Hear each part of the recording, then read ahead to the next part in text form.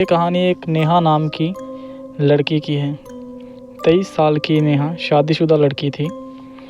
रात का समय वह एक छोटे से रेलवे स्टेशन पर ट्रेन का इंतज़ार कर रही थी। सर्दियों का समय था। रात के तकरीबन 12 बज रहे थे। ठंड अपने पूरे चरम पे थी। कोहरे की वजह से आसपास का वातावरण बहुत ही भयभीत था। चारों ओर धुंध छाई हुई थी। छोटे से रेलवे स्टेशन आधे से ज़्यादा एरिया में अंधेरा पड़ा हुआ था। बस एक लाइट लगी हुई थी जिसकी थोड़ी सी रोशनी पूरे स्टेशन पर प्रकाश का करने का असफल सा प्रयास कर रही थी।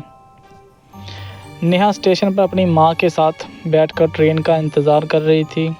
उसका मन नहीं था कि वे ट्रेन से जाए, वे भी इस ट्रेन से जिसकी ज़िंदगी से ऐसी कुछ घटनाएं जुड़ी हुई थी कि उसका मन ट्रेन से जाने का नहीं था। पर 1 साल बाद वे अपने मायके जा रही थी। उसकी बदकिस्मत कहो या होनी, उसको ट्रेन से ही जाना था। वे भी उस ट्रेन से जिससे उसकी ज़िंदगी की कोई बहुत बुरी याद जुड़ी हुई थी, जिसके बारे में सोचने से भी उसको अंदर तक डर पैदा हो जाता था। वे उन बुरी यादों को बचपन के साथ ही दबा आई थी। उसको अंदाज़ा भी नहीं था कि वक्त उसके साथ क्या खेल खेलने वाला है। उसने सोचा भी नहीं था कि ये यात्रा उसकी ज़िंदगी में उथल पुथल लाने वाली है।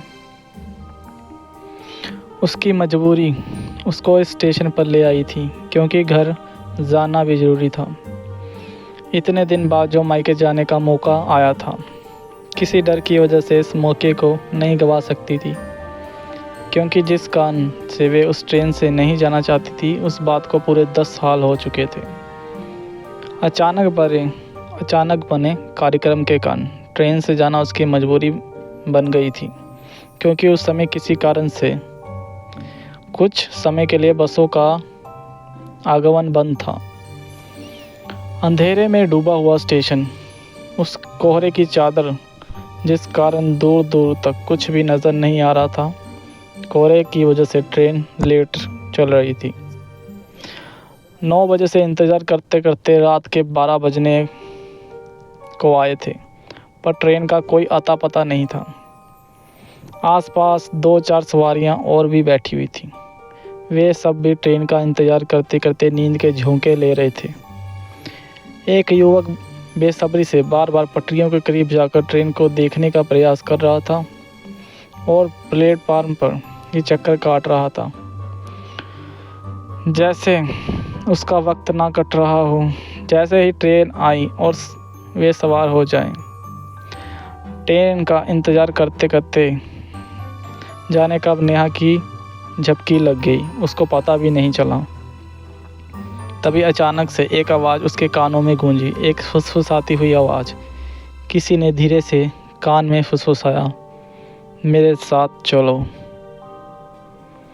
उसने नींद में ही आलसते हुए अपना सिर हिलाया। एक बार फिर से किसी ने उसके कान में फिर से कहा, नेहा मेरे साथ चलो। एक झटके में उसकी आँख खुल गई। उसने हड़बड़ा कर देखा तो उसकी माँ पास में ही बैठे बैठे खर्राटे भर रही थी। आसपास की और भी सवारियाँ ऐसे ही ट्रेन का इंतज़ार करते हुए सो गई थी। नेहा को लगा कि उसने कोई सपना देखा है। उसने पानी की बोतल निकाली और थोड़ा सा पानी पीकर बोतल साइड में रख दी।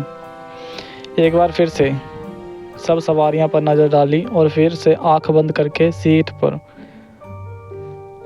सर टिकाकर सो गई। मुश्किल से 5 मिनट भी पूरे नहीं होंगे, फिर से उसके कानों में वही आवाज़ गूंजी, मेरे साथ चलो। इस बार उसकी आँख तुरंत खुल गई, क्योंकि इस बार वे नींद में नहीं थी। उसके अंदर तक भय दौड़ गया। हाथों के रोंगटे खड़े हो गए। उसने तुरंत अपने पीछे मुड़कर देखा तो दीवार के अलावा कुछ भी नहीं था। कुछ दिल की धड़कनें तेज हो गई, इतनी तेज कि उसके खुद को दिल की धड़कनें सुनाई दे रही थी। उसने माँ की तरफ देखा तो वे अब भी घोड़े बेचकर सो रही थी।